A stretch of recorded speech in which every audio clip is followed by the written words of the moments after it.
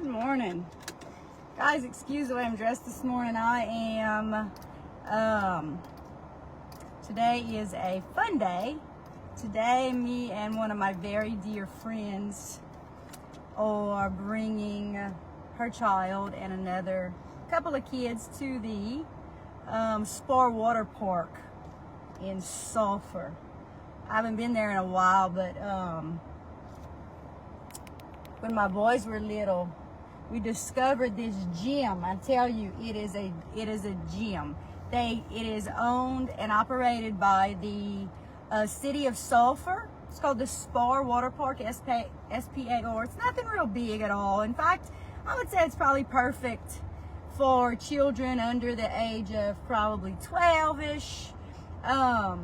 It's amazing. It's not expensive, and it's always immaculately clean. And what I always loved about this place was literally on every corner there is a lifeguard watching the children. They have a whistle, and literally all day long you hear those whistles blowing. The teacher in me loves that element, loves how safe it is, love that all the kids are always being watched. But I haven't been there in a while, but we used to go. My boys are now 21 and 17, so probably the last time I went was maybe 6 years ago. And we would go often during the summer. When I was a teacher, I had off every summer. And we would go often because it was so inexpensive. Just maybe an hour and a half away from our house. And it, good, clean fun. And anyway, so that's what we're doing today. I'm so excited. But I always have my iPad with me. I am always ready to work. People ask me all the time, where's my office?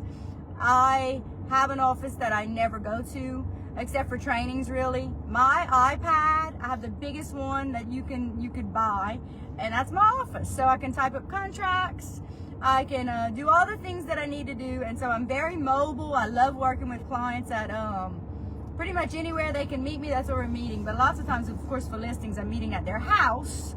And so listen, if you've been watching the news, which I don't watch the news is nothing but doom and gloom, negativity. I wish they had a good news station, because then I'd watch it all the time. But for me, the most part, news for the most part is negative. Just negative stuff. And if you watch the news, to me, it's depressing. It's all the bad things happening in the world. And so if you watch the news and you've heard anything about the NOR lawsuit, that stands for the National Association of Realtors, there was a lawsuit brought against NOR and a lawsuit brought against many real estate companies across the nation. And this was why the lawsuit came about. A small group of sellers. And you know how things snowball, right? Somebody decides they're going to sue somebody. And then if somebody else or another group of people decide, oh, well, I can jump on that bandwagon because I was part of that, then I'm going to get some money too. And so that's basically what happened. It started with a very small minority group of sellers who felt like they were not given all of the information accurately. And so when I go to meet with you, let's say you're calling me today because you want me to sell your house. I'm going to meet with you. I'm going to explain to you that you have a commission to pay. All right. So let's just say, I'm not going to use any numbers, but let's just say you agree to pay me 3 apples. Part of that commission, if a different agent brings the buyer to view your home and they submit an offer, that commission that you have agreed to pay, part of it could go to the buyer's agent. Now, your commission never changes. When you and I meet, you decide with me how much your commission is going to be. So regardless of if I represent the buyer or somebody else represents the buyer, your commission is set at whatever we decided it was going to be. And lots of people have the misconception that there's this set rate for commission. It is not. The commission is whatever the seller and that realtor decide it's going to be. Okay? So if I list your house for sale today, it hits the market, another realtor sees it on the market and has a buyer that's pre-approved and wants to go see the house, they submit an offer, you accept it, your commission that you have agreed to pay me, part of it is going to the buyer's agent.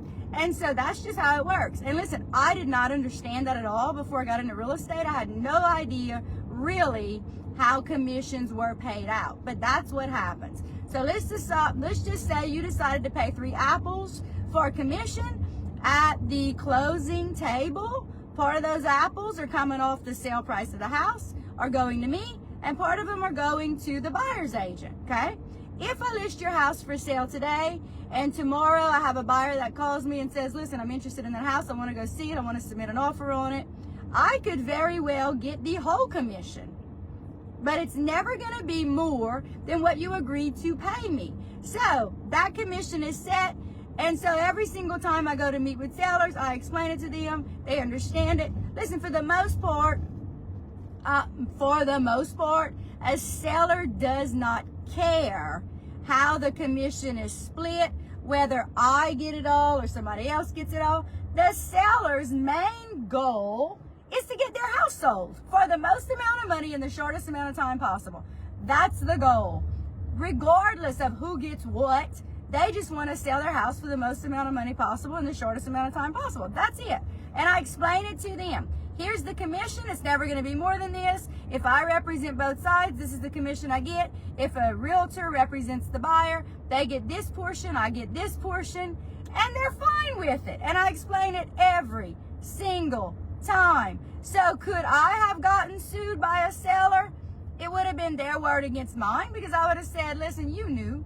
You absolutely knew. And in fact, not only did you know, you signed a document that explained the commission split.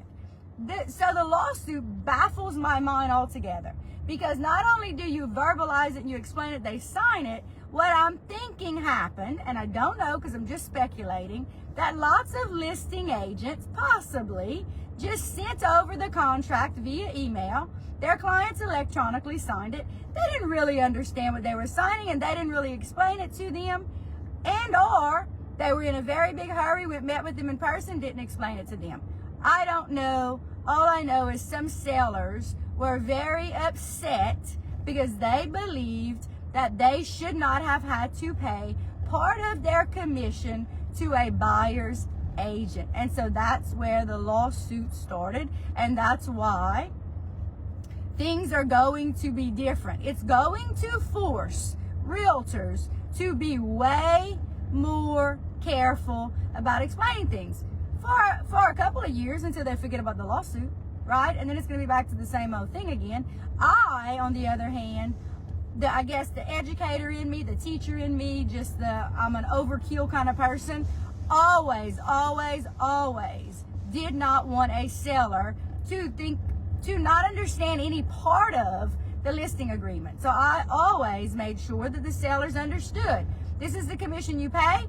It may all go to me. Part of it may go to the buyer's agent, and that's just what it was. Now, part of that lawsuit states that if a seller, which listen, this was always the case, if a seller doesn't want to pay a buyer's agent, they've never had to. And they could say to me, listen, you're the only person that I want to pay a commission to. Now, that would be a huge disadvantage on their part, because I tell sellers every day, when I list your house, I am blasting it worldwide. It's going on every social media platform you could possibly imagine. It's going on Zillow. It's going on Realtor.com. It's going on Truly. It's going everywhere. It's going on Facebook, TikTok, YouTube, everywhere. I don't want to hold on to your listing and get both sides. I want for you to get the most amount of money humanly possible for your house in the shortest amount of time. Now, if I end up with both sides and I represent the buyer, awesome. That's great. It actually makes my life a whole lot easier, because I'm not waiting on another realtor to submit paperwork or whatever the case may be, and I'm not arguing with someone else about different things. It's all on me. And I absolutely love representing both sides. It's fun, it's exciting, it actually gets done way quicker. But that's to you as a future seller or a future buyer. For at least for a little while, I believe realtors are going to be explaining things a whole lot better.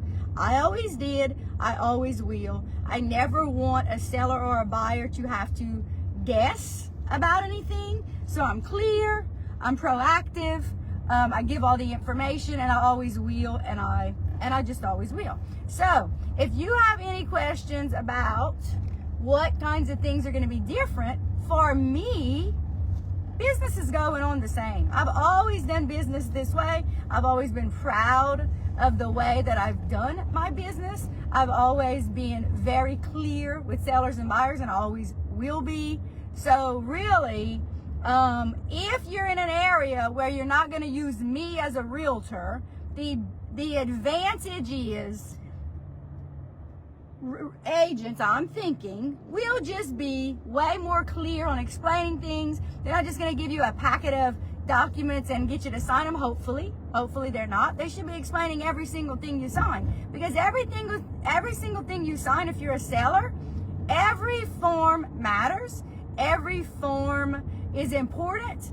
Every form is a legally binding document. So they should be explaining it, and you should be asking questions. So if you're ever a buyer or a seller and you're not in my neck of the woods, make sure you are working with someone who is proactive, who is positive, who is clearly explaining every single thing to you, and never makes you feel like the question is stupid or it's an inconvenience, ever. If you're ever dealing with a real estate agent who makes you feel like the question is insignificant or stupid or repetitive, find you another realtor. Find you another realtor, because listen, there are many realtors out there, and there are many that absolutely love this job, that are proactive, and that are in it for the client. But there are also just as many who are in it for the wrong reasons.